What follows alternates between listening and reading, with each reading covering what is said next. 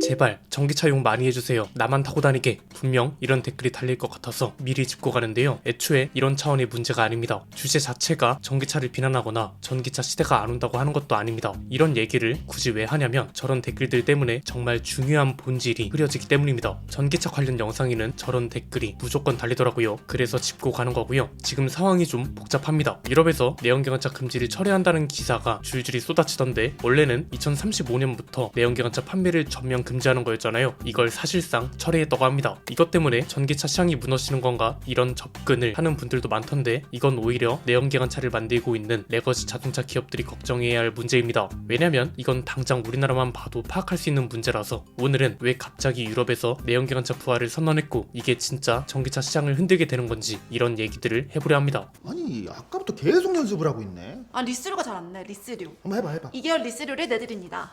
2개월 리스료를 내드립니다. 내드립니다. 2개월 있잖아. 2개월 할 때 약간 진심을 담아야 돼. 가슴에. 2개월 리스료를 내드립니다. 그렇지. 여기에다가 BPD 오토를 앞에 살짝 넣어가지고 풀로 해봐. 오케이. BPD 오토에서 차량을 구매하시면 2개월 리스료를 내드립니다. 좋아. 이렇게 할 수 있으면서 굿잡! 계속 연습을 하고 있네. 어디가? BPD 오토 일단 현재 상황부터 간단하게 짚고 가볼까요? 유럽연합 법체계에 원래는 이런 게 있었습니다. 2035년부터 신차 100% 배출 제로, 사실상 내연기관 신차 판매를 종료하라는 것이었습니다. 그런데 이게 올해 들어서 자동차 업계 부담을 줄여주자는 식의 얘기가 나오더니 12월에는 아예 개정 제한이 공식 문서로 올라왔다는 거죠. 핵심 내용은 간단합니다. 2035년 이후 목표를 신차 100% 무배출이 아니라 배출구에서 나오는 이산화탄소 90%를 감축하는 걸로 바꾸자는 안입니다. 그럼 남은 10%는 어떻게 하냐? 저탄소 철강이나 EPR, 바이오 연료 같은 걸로 상쇄하도록 하자는 거죠. 이렇게 되면 이제 플러그인 하이브리드나 EREV를 비롯한 내연기관 엔진 기반 자동차의 수명이 늘어나는 건데 이것 때문에 내연기관차는 부활하고 전기차 시장은 무너지는 것이라는 논리로 이어지는 거죠. 그런데 결론부터 말씀드리면 전혀 아닙니다. 전기차 시대로 간다는 방향 자체는 수정된 게 없고요. 여기까지 가는 과정에서 일부 수정이 있는 것 뿐입니다. 그리고 방금 말씀드린 수정안도 아직 확정된 게 아니고 개정하는 절차에 들어간 겁니다. 물론 사실상 확정이라고 표현하는 걸 봐서는 이 수정안이 확정될 가능성이 큰 것도 사실입니다.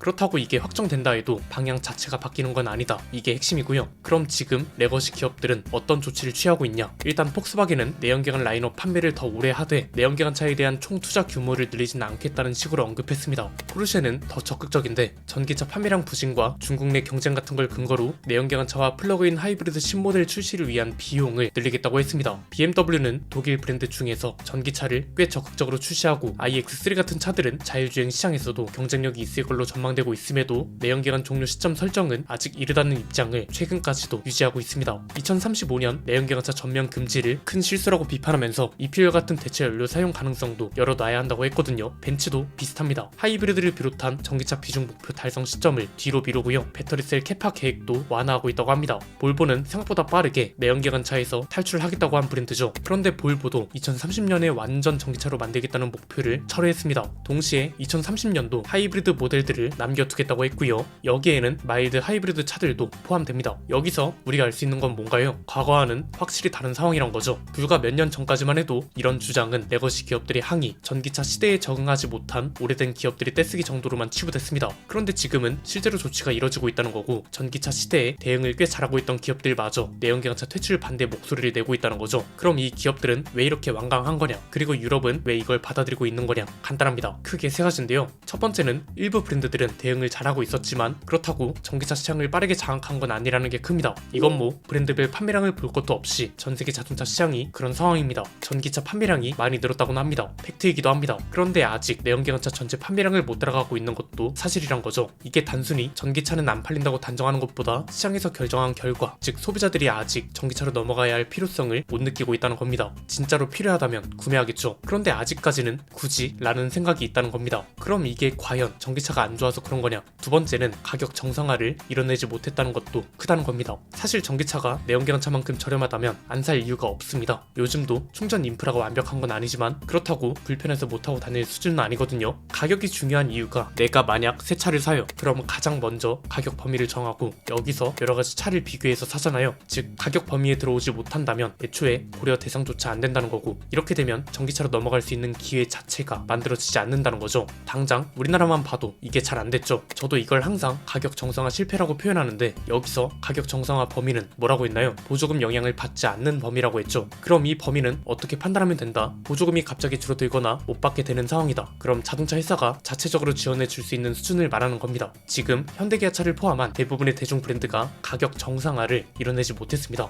이 정도면 전기차로 넘어가도 되겠다 라는 인식을 만들어줘야 하는데 이걸 못했다고요? 그럼 이게 꼭 가격만 문제라 할 수 있냐? 그런 건 또 아닙니다. 세 번째는 중국산 전기차의 속도와 규모를 따라가기 힘든 상황이 됐다는 것도 중요합니다. 이건 중국 전기차 브랜드뿐만 아니라 중국에서 생산되는 전기차, 테슬라 같은 차들도 모두 포함한 말인데요. 이게 굉장히 중요한 게 예컨대 유럽 브랜드예요. 그럼 유럽에 공장을 지어서 유럽 지역 경제도 살리고 이 지역에 사는 사람들이 돈을 벌어서 전기차를 구매하는 일종의 사이클이 만들어져야 합니다. 그런데 지금은 전기차를 저렴하게 팔려면 인건비와 생산 단가부터 줄여야 하고 이렇게 되니 중국으로 몰릴 수밖에 없는 거죠. 중국에는 배터리 광물과 배터리 회사들도 몰려 있으니 기업 입장에선 좋은 조건이거든요. 이렇게 쌓이고 쌓여서 중국 전기차 산업은 규모가 커지고 성장도 빨라지다 보니 가격 정상화도 빠르게 가능해진 겁니다. 기업들 입장에선 중국에서 생산해서 수출하는 게 더 저렴하게 먹히는 구조가 된 거죠. 즉 유럽연합 차원에서 이걸 방어하지 않는다면 유럽의 자동차 산업 전체가 무너질 수 있다는 위기감도 느끼고 있다는 소리입니다. 이걸 너무 만만하게 보는 분들이 많은데요.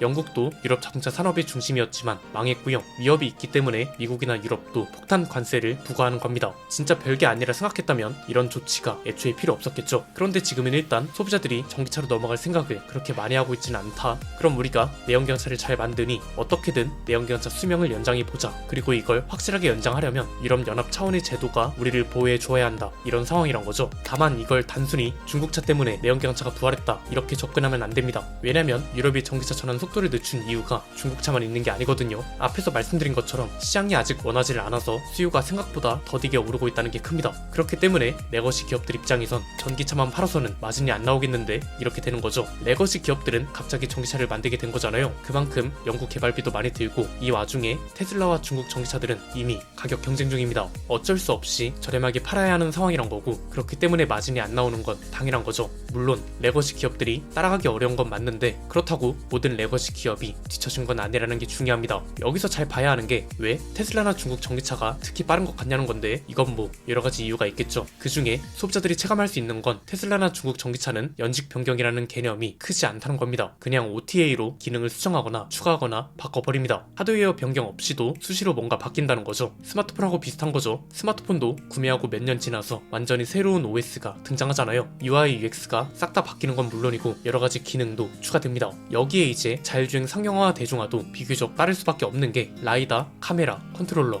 맵, 통신, 부품, 소프트웨어 등등 이런 모든 공급망이 중국은 자체적으로 갖춰져 있습니다. 시장 경쟁이 이쪽은 이미 과열되어 있기 때문에 신기술 탑재를 빠르게 안 하면 망합니다. 이미 중국은 FSD처럼 목적지를 찍으면 차 혼자 알아서 가거든요. 반면 레거시 기업은 이런 걸 외부에서 다 가져오거나 아예 자체 기술화를 해야 합니다. 자체 기술화하는 건 당연히 천문학적인 비용과 시간이 요구됩니다. 외부에서 찾아온다고 해도 다 되는 것도 아닙니다. 외부에서 가져온 소프트웨어 기능들을 받쳐줄 수 있는 하드웨어도 있어야 합니다. 그래서 전기차 시대로 가는 방향 자체는 그대로지만 그 과정에서 살아남거나 도태되는 기업이 생겨난다는 거고 지금이 그 과정 중 하나란 거죠. 이건 꼭 자율주행 기술에서만 그런 게 아니라 전기차 대량 생산 능력과 마진 구조, 가격 정상화 이런 게 모두 포함되어 있다고 보시면 되고요. 우리는 대한민국 국민입니다. 당연히 현대차 그룹의 시선이 갈 수밖에 없는데 방금 말씀드린 것들을 생각하면 현대차 그룹도 분명 긍정적인 면이 있습니다. 일단 모든 차종을 만들기 때문에 어떤 상황이든 유연하게 대응할 수 있다는 거 이게 정말 큽니다. 전기차도 만드는 건 물론이고 하이브리드, 플러그인 하이브리드, 내연기관차 모든 걸 만들고 여기에 곧 EV도 추가되잖아요. 그래서 그냥 시장에서 뭔가 바뀌면 그거에 맞춰서 차를 열심히 만들어 팔면 된다는 거죠. 규모와 제조 역량도 무시 못합니다.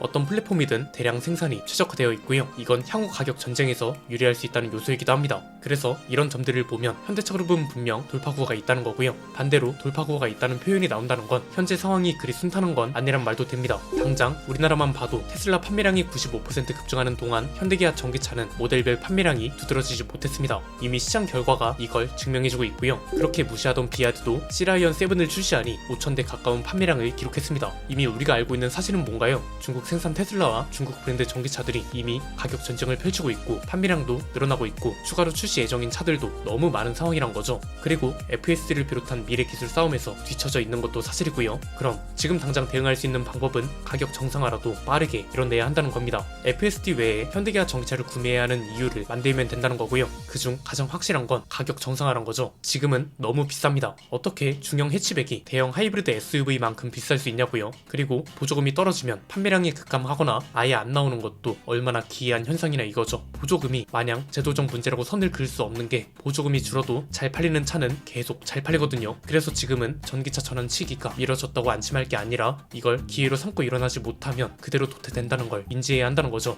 여러분 생각은 어떠신가요? 전기차 전환 시기를 늦춘다고 해서 그 효과가 영원할까요? 댓글로 자유롭게 의견 나눠주시면 감사드리겠습니다. 오늘 내용은 여기까지입니다. 내용이 유익하셨다면 구독과 좋아요, 알림 설정 부탁드립니다. 지금까지 저는 안피디였습니다. 감사합니다.